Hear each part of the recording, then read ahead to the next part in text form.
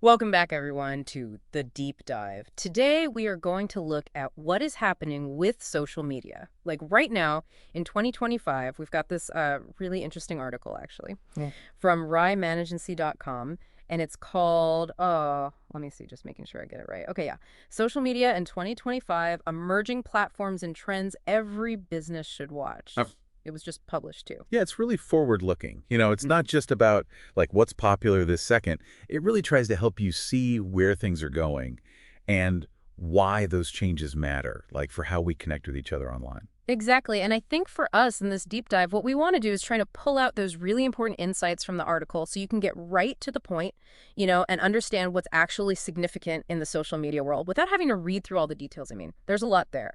We're mainly going to focus on two things, I think. First, these new social media platforms that are popping up, the ones everyone's starting to talk about. And second, those big trends that are really kind of like reshaping digital marketing at a fundamental level. Yeah, and it's not just about keeping up with the latest apps, right? Like just to be on the trendy thing. I think what the article really highlights is that social media is no longer just about entertainment. Yeah. Like it used to be. It's become like the main place people go to for information, to Yes. connect with brands, Yeah. and to really build like a sense of community. So understanding these shifts, it's not just about staying current. It's really about making sure you're able to stay relevant in whatever you're trying to achieve. Right. Okay, let's get into the first part, new platforms. So the article talks about a few, and the first one is called No Place. No Place, and it's described as a blend of Twitter and MySpace. That's an interesting combo. What's your initial thought on that when you read that? Well, what's interesting, right, is to think about it this way. It kind of addresses this tension between, on one hand, wanting these really quick updates, like what Twitter gives you, and on the other hand, that desire for a more personalized space online, like MySpace, Yeah. even though it was, what it was, but it did let you express yourself individually. So in No Place, they talk about how it has these colorful aesthetics. So it makes me think it's going back towards that idea of a unique online identity. And maybe people, especially Gen Z, like the article mentions, maybe they're craving that digital space where they can express themselves more authentically, Yeah. not just fleeting thoughts. Right, and it really emphasizes that, doesn't it? It's about authentic expression and sharing interests, not about likes, shares, followers. So for someone trying to reach like a younger demographic, no place might be worth looking at, trying out more genuine content focused on community, not just those vanity metrics. Exactly. It feels like it's tapping into like a desire for a less performative online space Hmm. where people connect over shared passions, not just a curated image. Okay, the next one they highlight is 1010.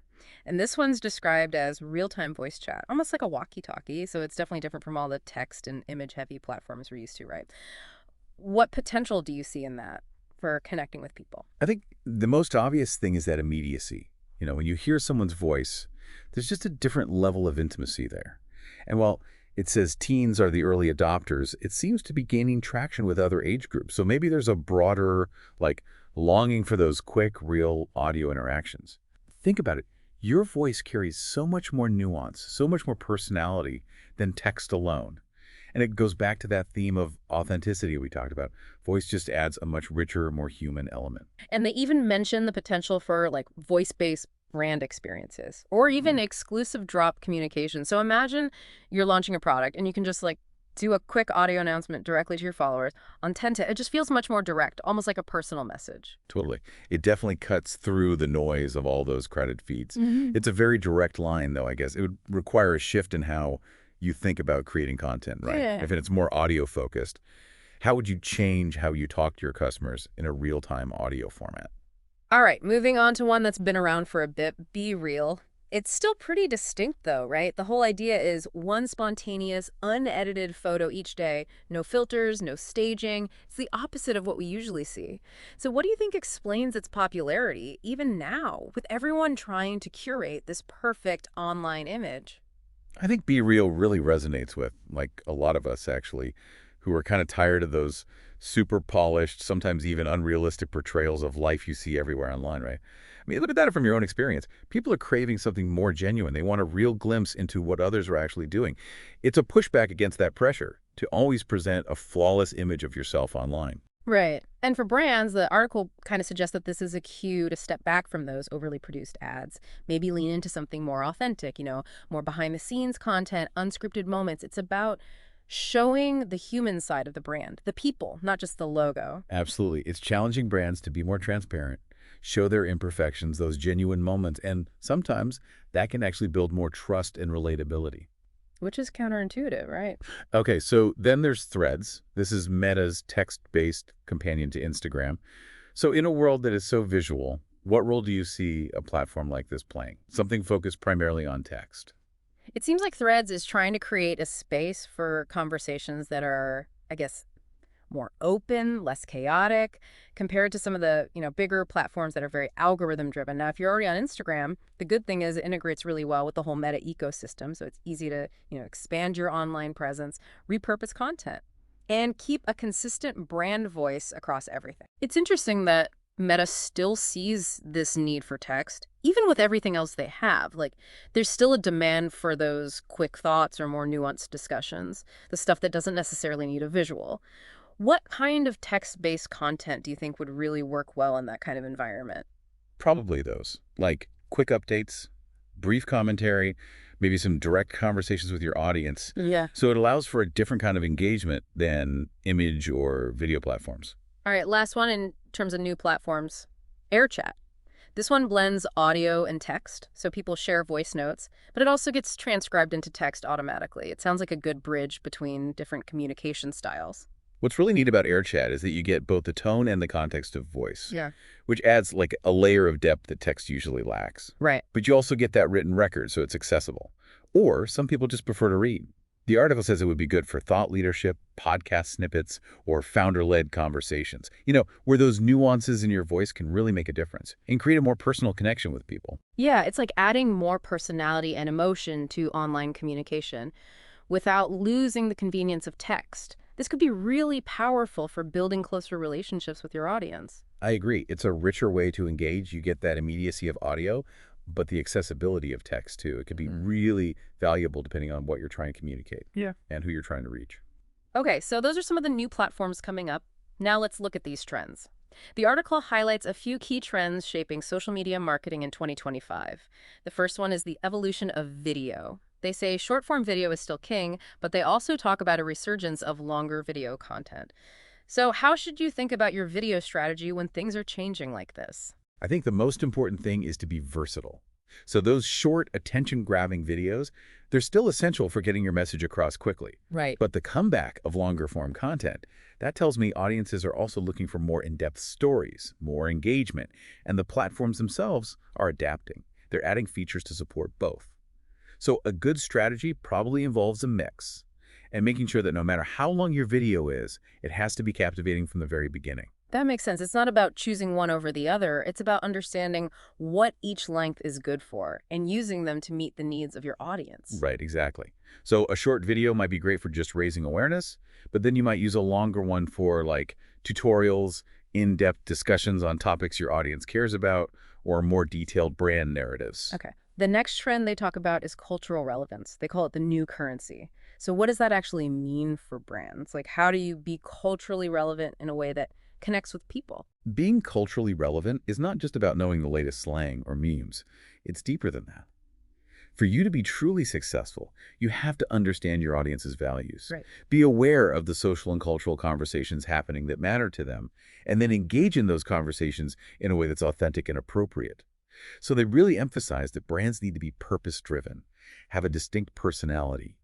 Consumers expect you to understand their world, to show empathy, and sometimes even take a stand on issues, but only when it's truly aligned with your brand. It's a tricky balance to strike, isn't it? Because you don't want to come across as inauthentic or like you're trying to capitalize on something without really understanding it. It is. It is. Okay. Authenticity is absolutely key. So for you, it comes down to really understanding and reflecting the values of your audience, not just hopping on a trend because it's popular. Humor can be really effective if it's done well and it fits your brand, and showing that you're culturally aware. Okay, so they also talk about the continued growth of social commerce, where, the line between browsing and buying is getting blurry. If you're thinking about using social media for sales, what are the implications of this trend? What do you need to be aware of?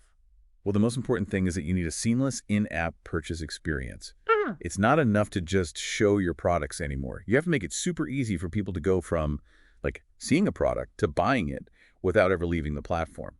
So think about using shoppable stories, live product demos where people can buy right there, and making sure the whole process from browsing to checkout is smooth and easy, all within the app. So you're basically creating a complete shopping journey within social media, not Right. just sending people to a website. Exactly. Think less about driving traffic elsewhere and more about building the entire experience right there on the platform. All right, another big one is AI and its growing impact, not just on creating content, but also on how it's distributed and analyzed. How are you seeing AI change things for businesses, like in the social media space? AI is becoming like a really powerful tool. It works behind the scenes and can give you a big advantage. The article gives some examples like smart captions to make your content easier to find, auto-generated visuals to create stuff faster, personalized messages that people are more likely to engage with, and predictive analytics to better understand how your audience behaves. So brands that use AI strategically, in their workflows, they can become much more efficient, create more targeted content, and really get a deeper understanding of what their audience responds to. So it's not some futuristic thing anymore. It's like a practical tool that you need to consider if you want to stay competitive.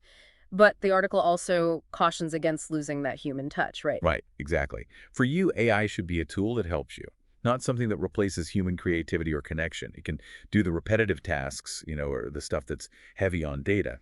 So you can focus on the strategic thinking, the storytelling, and building those real relationships with your audience. Okay, let's talk about the creator economy. The article highlights how influencers are basically becoming creative partners now. What's driving this change? Why are brands working with creators differently? I think it comes down to recognizing the influence and connection that creators have within their communities. They have a real impact. And the article specifically mentions micro and nano influencers. They often have higher engagement rates because their audiences are very specific and loyal. So for you, this means understanding that creators can offer more than just promotion. They can give you valuable creative input. They can help shape campaigns and even product development in a way that really resonates with their followers. So you're moving away from like those one-off sponsored posts and towards longer-term relationships where creators are part of your strategy. Exactly. You're tapping into their expertise and their deep understanding of their audience. So you can create campaigns that are more authentic and have a bigger impact. It's interesting. They also talk about messaging apps becoming customer service hubs. So how is social media changing beyond just marketing, becoming this key channel for customer support? Well, think about it. Customers expect to be able to reach brands easily on the Yes. same platforms they use for everything else, Right. like with their friends and family. So apps like WhatsApp, Instagram, DMs, Messenger, they're becoming these direct channels for customers to ask questions, get help, and resolve issues. So for you, being able to respond quickly and helpfully through those channels, it's a huge advantage. It builds loyalty and keeps your customers happy. It's like social interaction and customer service are merging, and you have to be ready to handle both. Yes, exactly. Yeah. You have to change how you think about social media and make sure you have the resources to manage it. Because it's not just about putting your message out there anymore. It's a two-way conversation that's part of the whole customer experience. The last thing the article touches on is privacy concerns and how there's this slow but steady growth of decentralized alternative platforms that are all about transparency and giving users control. Even though they're still kind of niche, why should people be paying attention to this trend? Well, it shows you that people want more control over their data and their online experience. They're becoming more skeptical of traditional platforms, the way they handle data, the algorithms they use. So these alternative platforms, they offer more transparency and autonomy. And even though they're small now, their growth is a sign that user expectations are changing. And that might influence the bigger platforms too. It's a space worth watching because it represents a fundamental shift in how people think about their relationship with social media. Okay, so we've gone through all the new platforms and the trends they highlighted in the article. Now, what does it all mean for businesses? Like, what should you take away from this? The article gives a few key takeaways. And the first one is the shift towards audience centricity. What does that actually look like in practice? For your business, this means moving away from that strict pre-planned content calendar. You have to be more flexible. Your strategy has to be deeply focused on your audience, what they need, what they're interested in, how they behave online. You have to actively listen to them, understand where they are, and be ready to adapt your content and your approach. And that connects with the next point, which is being open to trying these new platforms we talked about. So if you see your audience moving to, say, Threads or Be Real, don't be afraid to experiment a bit. even if it's just small campaigns to start, and track the engagement, see what works. Right. You don't have to be on every platform, Yeah. but you need to know where your audience is Yeah. and be willing to test things out. See if those new spaces offer opportunities to connect. Another takeaway was about creating authentic content. They suggest moving away from that polished, almost fake perfection we see so much of, and really focus on real people, real stories, unscripted moments. So think behind the scenes, employee voices, customer stories, even bloopers, right? To show that human side of your brand. It goes back to that desire for realness that we talked about. People want authenticity, Oh. and being able to show that human side builds trust and loyalty. They also talked about building for commerce, not just awareness. So if you want to sell using social media, you need to use those in-app shopping features, like Instagram shops, TikTok shopping. Use direct links strategically. Yeah. Make it as smooth as possible for customers to go from discovering a product to actually buying it. Right. It's about seeing social media as a sales channel Yeah. and removing any obstacles in the buying process. Make it super easy for people to buy right there on the platform. And with creators, they talk about seeking out genuine partnerships with people who are aligned with your values, even if they don't have a massive following. Focus on building those long-term relationships. Co-create content together instead of just doing one-off promotions. It highlights how valuable genuine influence is.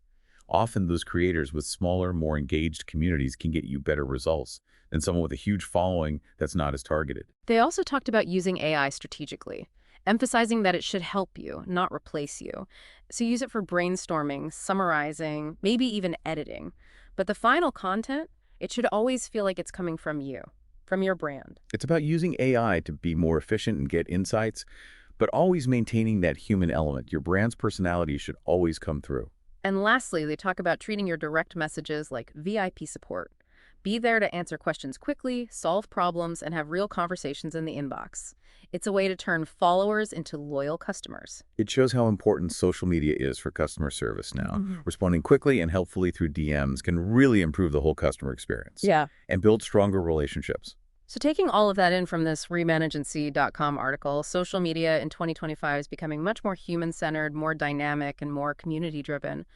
What do you think are the key takeaways for people? Authenticity, being able to adapt, and focusing on building real connections. Those are the core principles. The brands and individuals who can do that and stay flexible as platforms and trends change, they're the ones who will succeed. And while you don't need to be on every platform, be present where your audience is. Be willing to try new things, embrace a little imperfection, and prioritize community. That seems to be the key to navigating this constantly changing online world. It is. Listen to your audience, understand them, and be ready to adapt as things change, because they definitely will. And on that note, here's a final thought for you. Given all these changes, what unexpected behaviors or completely new platforms might emerge by the end of this year? And how can you be ready to spot them and understand them early on? Thanks for joining us for this deep dive.